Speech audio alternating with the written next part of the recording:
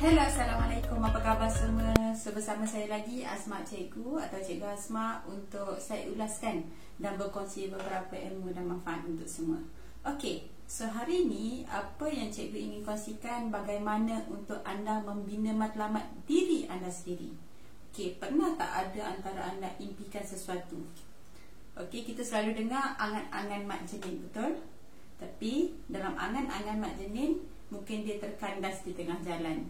Tapi hari ini Madam nak bantu anda untuk bantu anda capai angan-angan itu dan tidak terkandas seperti mak jenin. Okey. So yang pertama, bila kita nak buat matlamat ni sendiri, kita perlu ada ilmu. Bukan main, oh aku teringin nak jadi ni dah, aku teringin nak jadi doktor, aku teringin nak jadi nurse, aku teringin nak jadi polis, aku teringin nak jadi macam-macam dalam hidup. Ataupun paling basic, aku nak kaya. Okey, so bila nak kaya ataupun nak apa semua, itu adalah impian, angan-angan yang adakah ianya mampu dicapai ataupun tidak. Okey, so dalam perkongsian hari ini, cikgu nak share sikit bagaimana untuk anda capai impian dan angan-angan yang telah diimpikan. Okey. So, bila kita bercerita tentang impian dan angan-angan, kita kena ingat satu benda, iaitu kita ada matlamat ataupun jalan yang akan membantu anda capai impian tersebut. Okey. So, bila anda dah ada impian atau angan-angan itu, contohnya lah, okey, anda nak jadi doktor. Okey, doktor. Ambil jadi doktor. Adakah lahir-lahir anda terus boleh jadi doktor? Okey. So maknanya dalam kita nak jadi doktor, apa syarat yang perlu kita ambil dan apa yang perlu kita buat? Contohnya bila nak jadi doktor, syarat paling utama, waktu bila lagi kena ready? Waktu SPM. Boleh ke lepas SPM tu tiba-tiba nak jadi doktor? So dalam Malaysian Board of Medicine, okey, dia letakkan syarat. So paling kurang untuk nak jadi doktor, okey, anda perlu mendapat B bagi subjek kritikal, iaitu subjek Math, Fizik, Kimia, Bio dan 5 subjek utama. Okey. So bila kat situ, kalau SPM ni dah teruk, okey, kita katalah tak berjaya. Ni basic. So bagaimana untuk pergi ke step yang seterusnya, iaitu sama dalam bidang matrik, pergi matrik dulu ataupun nak pergi ke Bachelor of Medicine. So awal-awal lagi kita dah kena ada plan ataupun perancangan sebelum kita capai matlamat. Tu belum lagi kalau SPM tu kita tak dapat offer untuk bidang sains disebabkan PMR ataupun PMR BT3 anda mempunyai pencapaian yang agak rendah. Okey. So itulah pentingnya anda ada matlamat dan tahu apa perancangan untuk capai matlamat. So barulah ianya dipanggil life mission ataupun matlamat hidup. Okey, saya suka untuk berkongsi macam kita biasa dengar bila orang cerita tentang matlamat. Okey, orang akan bercerita tentang konsep ini. So hari ini pun cikgu nak share berkaitan dengan konsep ini, SMART. Okey. Dan ada lagi tips yang cikgu kongsikan daripada buku ini, iaitu Destiny di Hujung Pelangi oleh Tuan Haji Mat Taimat. Dalam buku ini juga ada kongsikan bagaimana untuk anda capai matlamat dengan lebih jelas dan detail. Okey, so yang pertama, bila kita nak capai matlamat, okey, pastilah matlamat tu kena spesifik. Contoh, apa yang spesifik kita boleh tengok? Okey, saya nak jadi kaya. Okey, kalau Azizah Osman selalu ajar, kalau dia nak jadi kaya ataupun saya nak buat bisnes, Azizah Osman akan ajar bisnes apa. Okey, mestilah berfokus dan spesifik. Okey, kalau nak berniaga, itulah caranya. Kalau nak bekerja, okey, contohnya nak jadi doktor yang macam mana? Ataupun kalau nak masuk dalam, nak berjaya yang bagaimana? So biar spesifik. Contohnya lah spesifik, saya nak jadi saya nak buka kedai sendiri ataupun apa yang spesifik yang lebih dekat pada anda. Okey, kita katalah untuk pelajar. Okey, bila pelajar, of course lah kita nak dapat result cemerlang. Okey, result cemerlang adakah result cemerlang ni spesifik? Okey, tak. Ini tidak spesifik. Okey, apa yang spesifik? Okey, pergi kepada yang lebih dekat. Awak nak dapat A bagi subjek apa-apa-apa. Katalah pelajar SPM, A untuk subjek apa-apa-apa. Untuk pelajar universiti, A untuk subjek yang mana. So benda tu perlu lebih spesifik. Dan ini tentulah spesifik ni dia akan bagi nanti dalam siri yang kedua berkaitan dengan matlamat. Okey, cikgu akan terangkan bagaimana untuk anda spesifikkan. Adakah untuk jangka panjang ataupun jangka pendek. Okey, sebab bila jangka pendek, okey, cukuplah untuk A. Tapi kenapa kita nak dapat A ni? Barulah kita pergi pada jangka panjang untuk kelayakan untuk sambung jadi doktor. Okey, contoh. Okey, itu yang pertama. Yang kedua, bila kita bercakap tentang matlamat, bila kita dah ada matlamat yang spesifik, okey, cuba buat, cuba rangkakan matlamat yang spesifik anda ingin capai. Contohnya lah, saya ingin dapat kalau berniaga lah paling senang, saya ingin dapat sale RM 5,000 sebulan. Adakah spesifik? Okey, lebih spesifik kalau boleh bulan Disember. Bila? 2020.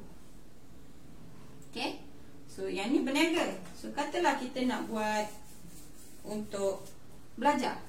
So saya ingin dapat PNG 3.75 pada exam bila? Exam SEM 6. Okey, ataupun kita boleh buat exam Disember 2020. Okey, nampak spesifik dia? Berapa kita nak spesifik? Jangan saya nak cemerlang berjaya. Okey, 2.0 pun boleh berjaya sebab dia berjaya lebih tinggi daripada 1.5. Okey, contohnya lah. Okey, so biar spesifik pada jumlah yang anda ingin dapat. Okey, yang kedua, measurable. Measurable ni kalau kita biasa belajar fizik, kita panggil measure, boleh diukur dan boleh diperoleh dan boleh dihitung. Okey, apa maksud boleh dikukur? Okey, maksud boleh diukur, contohnya kalau kita sekarang berada di tahun 2020. Okey, so kita kata kita nak sambung belajar dalam bidang perubatan. Sekarang anda berumur 18 tahun. Okey, ataupun anda telah habis ijazah, ataupun anda telah selesai matrikulasi. Okey, so mungkin umur 20 tahun. Bila anda jangka anda akan jadi doktor? Adakah anda confirm akan dapat? Belum lagi, kan? Okey, so ini adalah tempoh, bukan adalah benda yang anda boleh ukur, boleh jangka.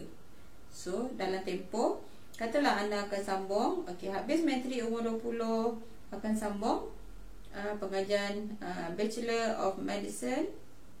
Okay, kalau tak Bachelor of Medicine ataupun even apa-apa program, mungkin kalau sambung diploma mungkin umur 21.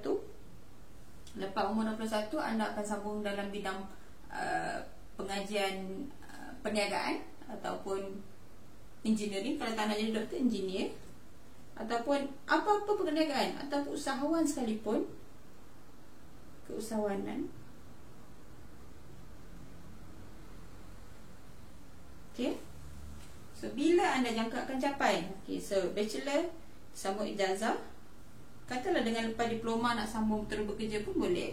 Okay, kata dalam tempoh 4 tahun. Okay, so benda ni boleh diukur, anda boleh jangka. Katalah anda kata nak mencapai nak beli kereta. Okay, sekarang tahun 2020. Ini maksud dia. Okay, ataupun even PNG, nak dapat result yang elok.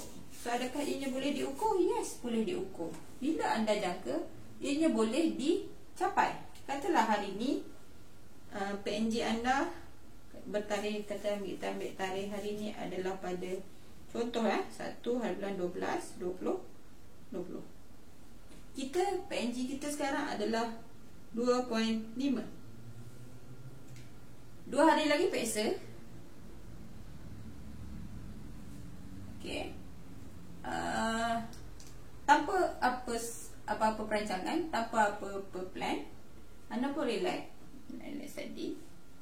Hari lagi anda target pointer ni akan berubah kepada 3.5. Adakah boleh diukur? Tak. Maksudnya ianya bermaksud anda secara logiknya benda tu boleh diperoleh dan diukur. Bukan main letak. Okey, esok aku nak ni, terus nak ni. Okey, tu maksudnya. So dalam kita nak buat satu-satu kejohanan atau apa semua sekalipun, kita nak capai sesuatu matlamat, mestilah ianya ada tempoh masa yang sesuai dan yang tepat untuk bagi pada diri anda melakukan proses tersebut. Okey, itu maksud measurable. Okey, untuk lebih detail nanti kita akan belajar dalam sesi yang seterusnya. Okey, yang ketiga, achievable. Adakah ianya boleh dicapai ataupun attainable, boleh diperoleh. Okey. So katalah anda sekarang adalah graduan diploma, anda mendapat keputusan SPM straight C contoh. Tapi cita-cita nak jadi doktor. Adakah ianya boleh dicapai? Tidak. Okey. Sama juga kalau macam dalam perniagaan atau apa semua sekalipun, sebab cikgu lebih suka kepada akademik lah. Okay, even dalam perniagaan, hari ni sale anda setiap hari sebulan standardnya adalah RM, okay, 5,000. Tiba-tiba anda nak bulan depan pencapaian anda 500,000. Adakah ianya boleh dicapai? So kita jangan buat angan-angan mak jenin. Okey, angan-angan mak jenin yang tak tercapai. So sekarang ni itulah bezanya dengan impian dan matlamat yang boleh dicapai, tapi mesti melengkapi syarat-syarat ini. Okey, so katalah achievable, mestilah contohnya kalau PNG kita hari ni, katalah by December 2020, PNG kita adalah 2.72. Agak-agak dalam tempoh kita exam untuk sem seterusnya yang ambil masa dalam 4 atau 5 bulan, adakah ianya boleh meningkat? Katalah anda semester pendek. Okay, sebelum ni pada peperiksaan bulan 11, exam saya pada 2.72. Saya akan periksa balik pada bulan Februari contoh. Okay, so bulan Februari berapa anggaran yang kita akan naik pointer? So dari situ kita boleh tengok 12, 1, 2. Berapa usaha anda? Setakat mana yang anda buat? Itu yang akan menentukan adakah ianya boleh dicapai ataupun tidak. Contoh bulan ni 2.75. So kemungkinan untuk naik pada bulan 1 dengan usaha anda letak buat perubahan sepenuhnya, tindakan yang secara drastik, okey, mungkin boleh naik kepada 3 point. Tapi pointer subjek yang anda ambil perlu makin meningkat, bukan sekadar letak angan-angan sahaja. So nanti kita akan guide lagi yang lain. Okey, so katalah pointer paling tinggi pun anda boleh pergi pada pada bulan Februari adalah 3 point, maksimal lah 3.10. Okey, so janganlah nak pergi angan-angan kepada 3.75. Benda tu, itulah yang dipanggil achievable ataupun tidak. Okey, seterusnya real. Okey, apa maksud real? Atau kita panggil ianya adalah benda yang boleh diperoleh dengan depan mata. Contohnya lah, saya nak jadi Ultraman. Okay, apa pandangan anda tentang Ultraman? Kalau pandangan anda tentang Ultraman macam yang dalam cerita Ultraman, adakah ianya real? Tak. Tapi kalau pandangan anda Ultraman ni adalah orang yang pakai baju Ultraman, yes, tak ada masalah lah. So maksud saya macam tu. Okay, kalau benda tu adalah real yang boleh diperoleh, yes, ada masalah. Tapi benda tu kalau yang agak mustahil untuk diperoleh, so ianya tidak dipanggil sebagai matlamat. Okay, dan yang last sekali adalah time bound, ataupun kita panggil dia ada had masa. Contoh macam saya terangkan tadi. Okay, had masa. Kita nak pergi, contohnya kita nak pergi ke Kelantan, yang daripada Kuala Lumpur, daripada Kelantan ke Kuala Lumpur, yang mengambil masa 12 jam. Contoh okay. Kelantan Kuala Lumpur sekarang ni berapa jam? 8 jam. Okay, katalah 12 jam. So agak-agak kita nak sampai, had masa kita nak sampai sini pukul 3 petang. Betul? Okay. So agak-agak pukul berapa kita kena sampai dekat, kena bertolak? Okay, paling kurang kita akan kena bertolak pukul 3 pagi. Betul tak? Okay, so itu yang kita perlu rangka. So katalah kita nak capai PNG 3.75. So sekarang ni had masa kita, okay, ada berapa sem? Macam mana nak capai 3.75? So kita kena ada had masa kita. Kalau akhir kita nak, sem akhir nanti aku nak capai 3.75. Okay. So sekarang kita berada di sem 1, sem 2, sem 3. Okay. Sekarang pointer kita 2.3. Sem 2, apa usaha anda yang boleh buat supaya boleh naik last sekali 3.75? Adakah ianya logik untuk dapat tahap masa yang sesuai? Okay, so benda tu sangat penting untuk kita ketahui, barulah matlamat anda mampu dicapai dan tiada yang mustahil. Okay, benda ni sebenarnya bukan hanya diajar oleh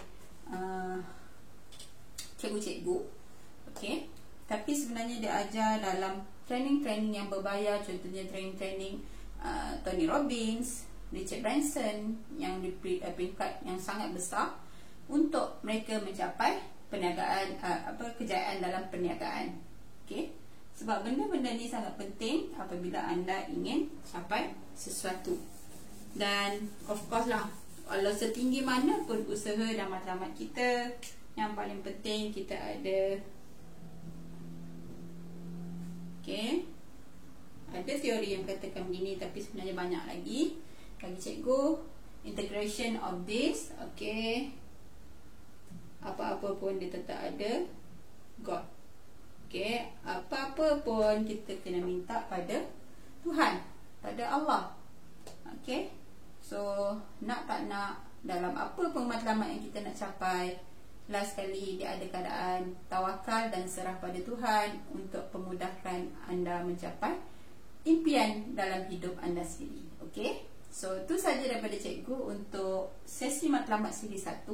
Nanti cikgu akan gabungkan, akan sharekan, kongsikan pada anda untuk matlamat siri 2 bagi memudahkan untuk anda dapat pelbagai manfaat dan perbaiki diri dari matlamat yang ada dalam hidup.